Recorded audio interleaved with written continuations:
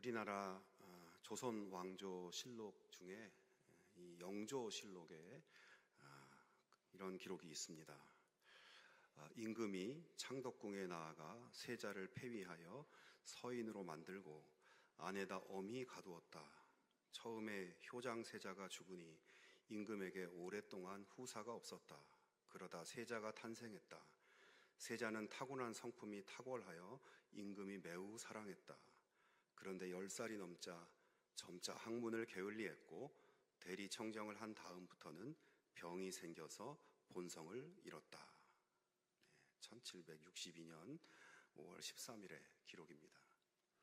자, 여기서 임금은 영조를 말하고 세자는 사도세자를 말합니다. 여러분, 영조하면 유명한 이야기가 있죠. 바로 아버지 영조의 명령으로 뒤주에 갇혀 비극적으로 생을 마감한 사도세자의 이야기입니다. 그런데 방금 읽은 이 실록의 기록을 보면 임금이 세자를 사랑했다. 그런데 세자는 학문에 게을렀고 병이 생겨서 본성을 잃었다. 그래서 폐위됐다. 아주 건조하고 간결한 문장으로 사도세자가 폐위될 수밖에 없었던 이유를 설명합니다. 이 기록만 보면 그랬구나. 사도세자가 좀 문제가 있었구나. 잘못했구나. 이렇게 생각할 수밖에 없겠지만 오늘 누구도 그렇게 생각하지 않습니다. 사람들은 이 건조한 기록을 향해서 수많은 질문을 던졌습니다. 성품이 탁월했던 세자가 왜 갑자기 어떤 이유로 학문을 멀리하게 됐을까? 나이가 많은 임금은 왜 대리청정을 했을까? 세자를 지지하는 세력은 누구였으며 세자의 폐위로 가장 이득을 보는 세력은 어떤 사람들인가?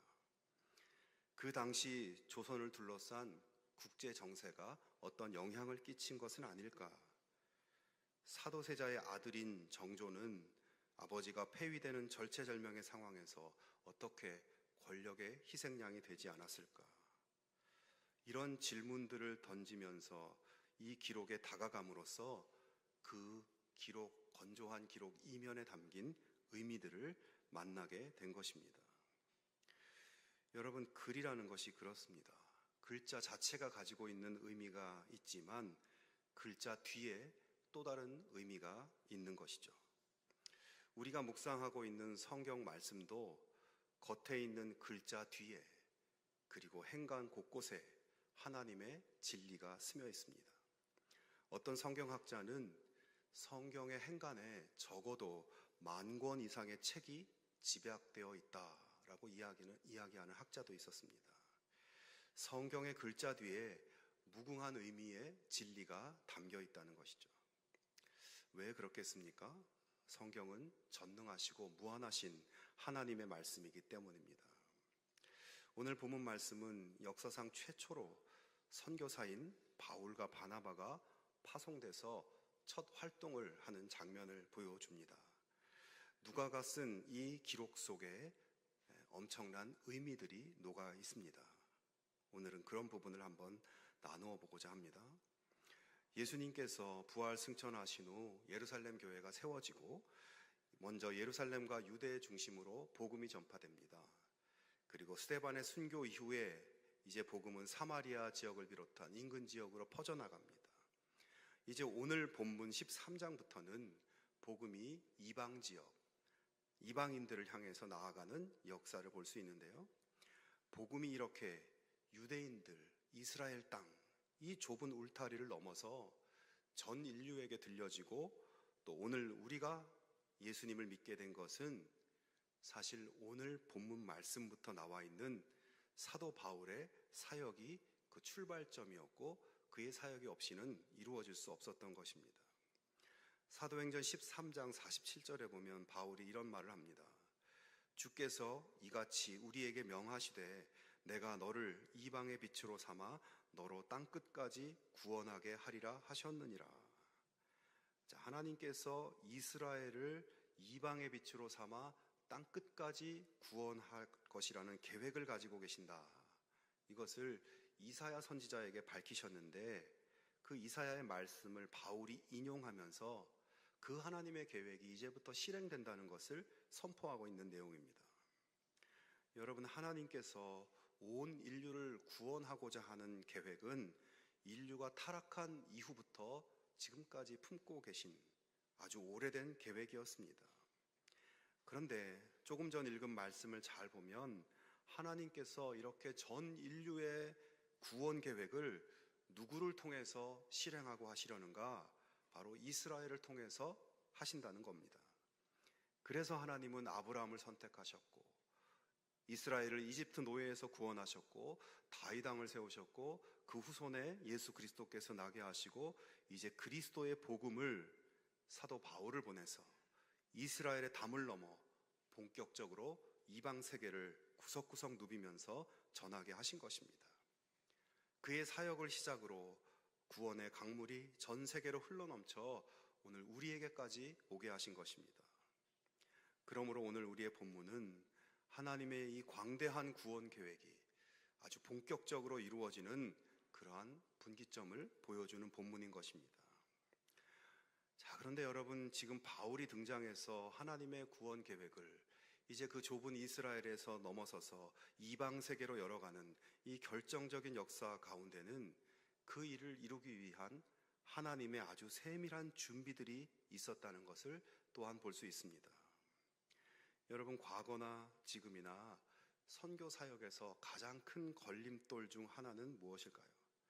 그것은 민족마다, 나라마다 언어가 다르다는 것입니다. 그래서 오늘날도 선교사로 파송하기 위해서는 언어 준비를 오랫동안 많이 훈련받아야 됩니다. 바울은 그 당시 한 나라, 한 민족으로 파송된 것이 아니라 지금으로 하면 레바논, 시리아, 터키, 그리스, 로마까지 다양한 지역의 다양한 민족들, 사람들을 만나야 했습니다. 바울이 무슨 언어의 천재도 아니었을 텐데 그 다양한 민족들에게 복음을 전한다는 것은 거의 불가능해 보이는 일입니다. 그렇지만 여러분, 바울은 그 일을 해낼 수 있었습니다. 왜냐하면 그 당시는 그 지역 전체가 이 헬레니즘 문화의 영향하에 있으면서 모든 언어가 헬라어로, 그리스어로 통일되어 있었기 때문입니다. 헬라어만 할 수 있으면 어디 가서든 의사소통이 가능했던 것이에요.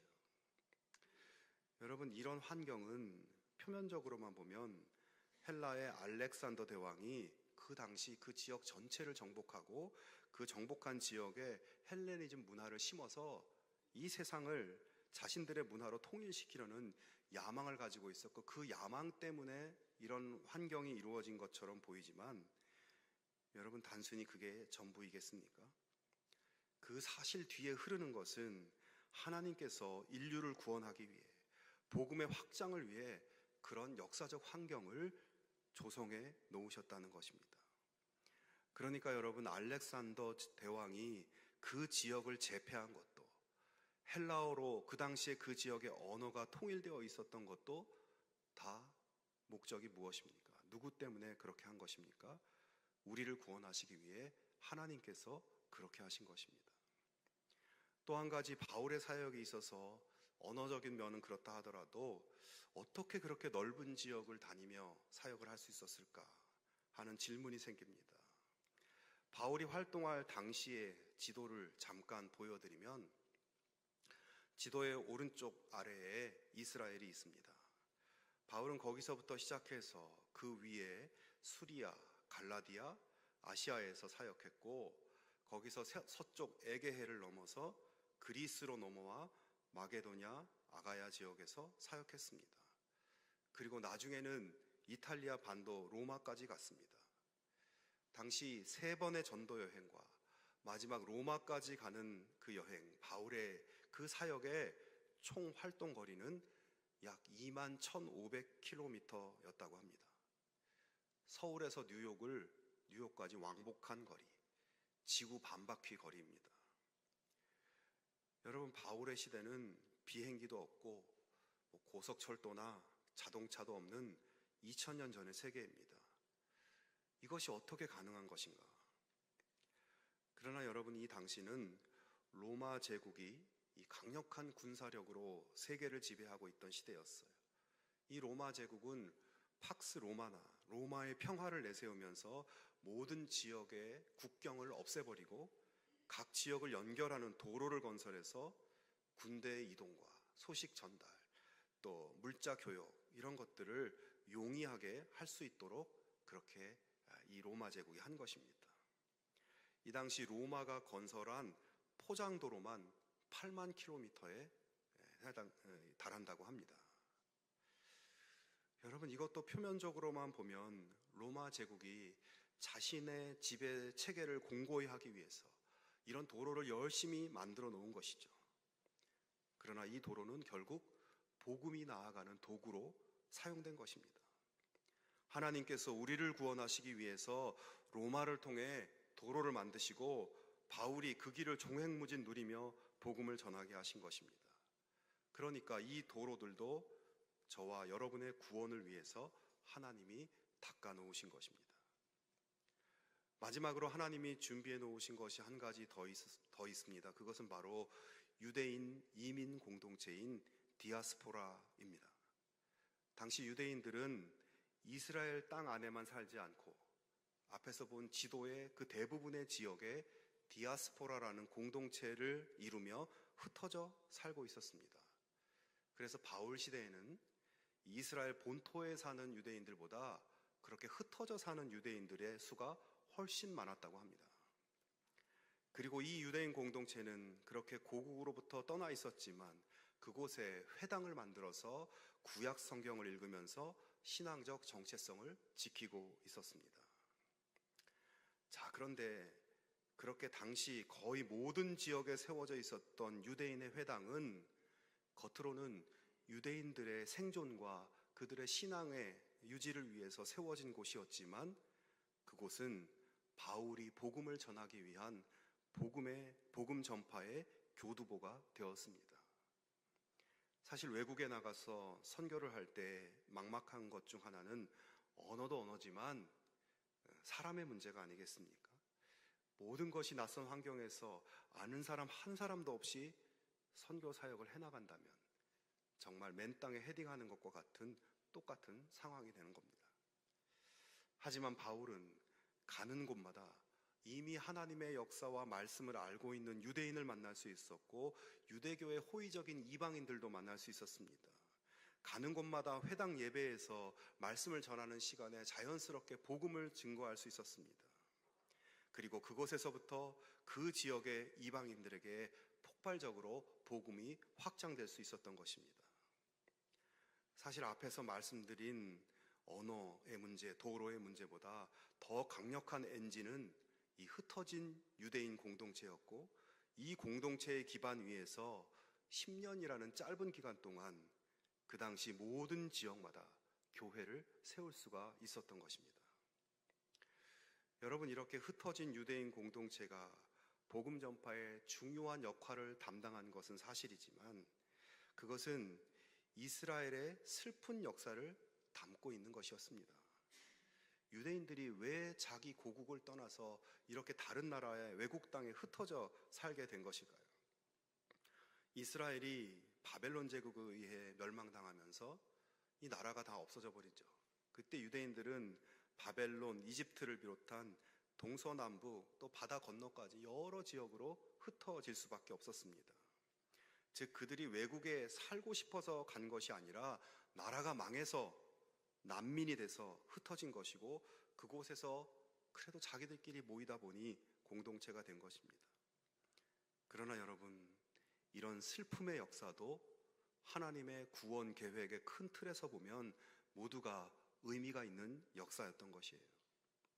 하나님은 수백 년 전에 그 흩어진 공동체를 복음 전파를 위해 준비해 두셨다가 이제 때가 돼서 그곳에 바울을 보내시고 복음을 터뜨린 것입니다. 여러분, 그러므로 유대인들이 이렇게 흩어진 것도 어떻게 하다 보니 역사의 흐름 따라 그렇게 된 것이 아니라 복음의 확장을 위해서, 더 나아가 하나님이 저와 여러분을 구원하시기 위한 계획 속에서 이루어진 것입니다. 성도 여러분, 하나님께서는 복음의 확장을 위해 오랜 기간 동안 수많은 사람들과 나라들을 사용하신 거예요.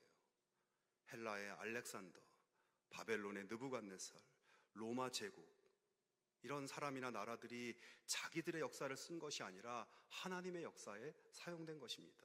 누구를 위해서?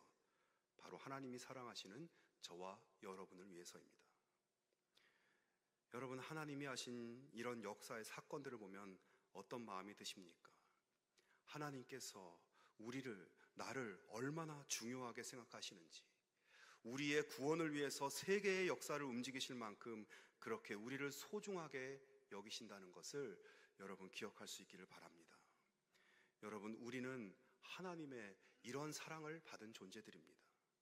우리를 위해 모든 것을 쏟아 부어도 아까워하지 않으시는 하나님이 바로 우리의 아버지이십니다.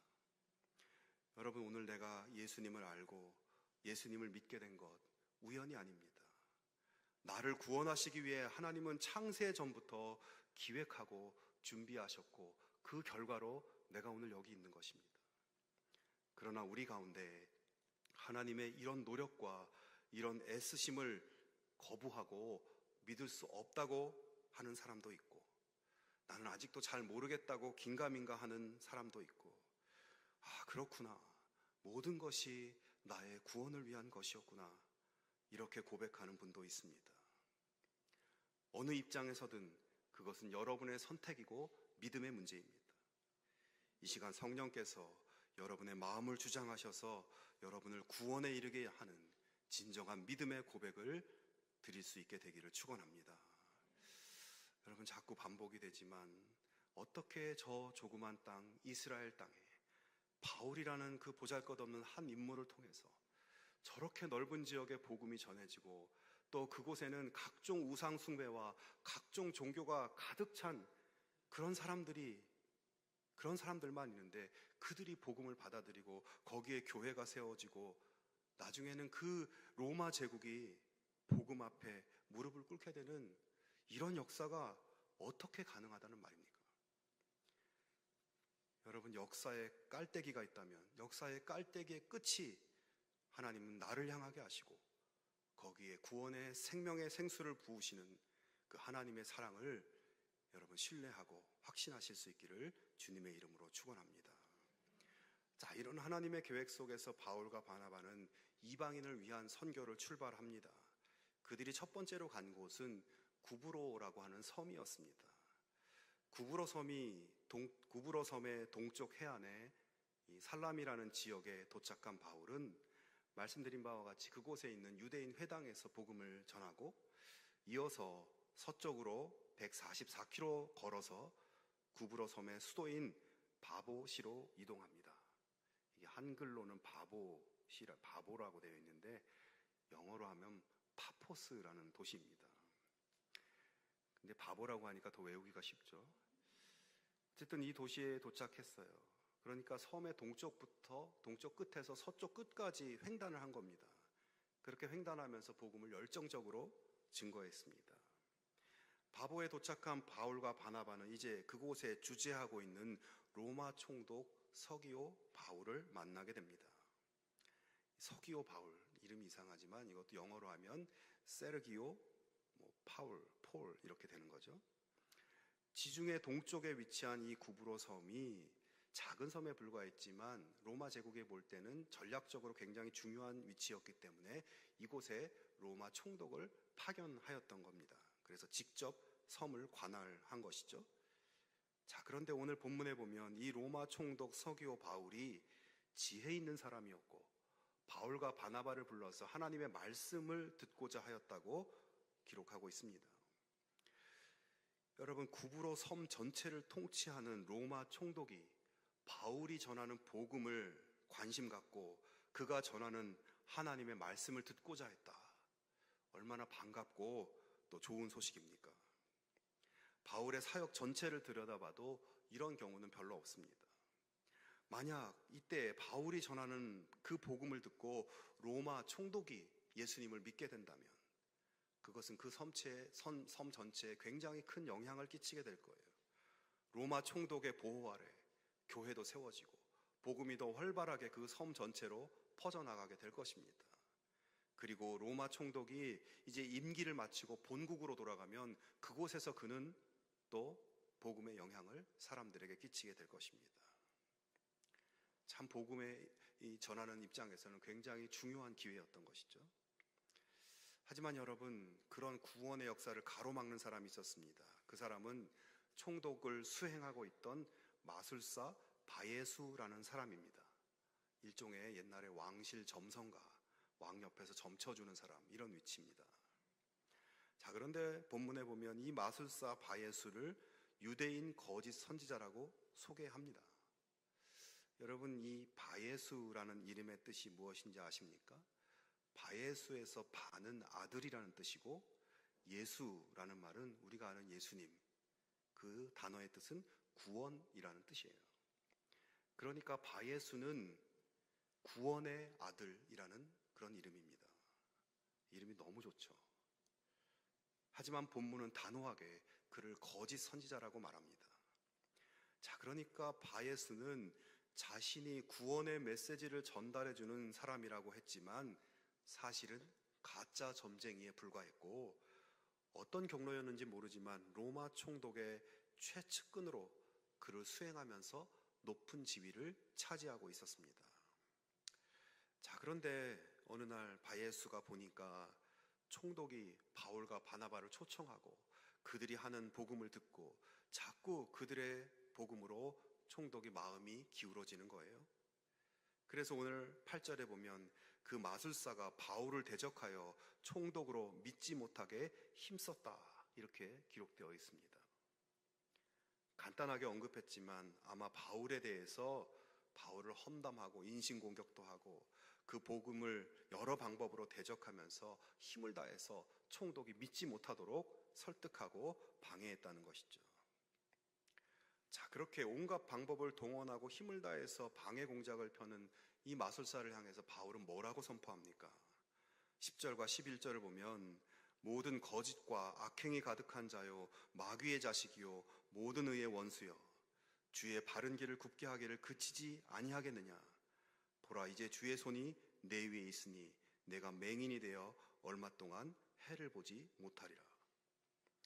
자, 여러분, 사도 바울의 이 말씀 속에 아주 중요한 워딩이 있습니다. 그것은 저 거짓 선지자의 숨겨진 정체를 밝히는 말씀이에요. 즉, 저 거짓 선지자는 그냥 총독 옆에서 녹이나 받아 먹으면서 이익을 취하는 그런 사람 정도가 아니라 마귀의 자식이라는 것입니다. 마귀의 자식.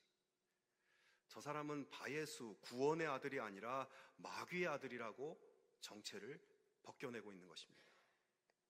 그의 배후 세력은 마귀다. 그는 마귀의 명령을 따라서 모든 거짓과 속임과 악한 일을 서슴없이 행하는 자이며 특히 하나님의 바른 길을 방해하는 자라고 선언하고 있습니다. 여러분, 여기서 하나님의 바른 길이란 무엇이겠습니까?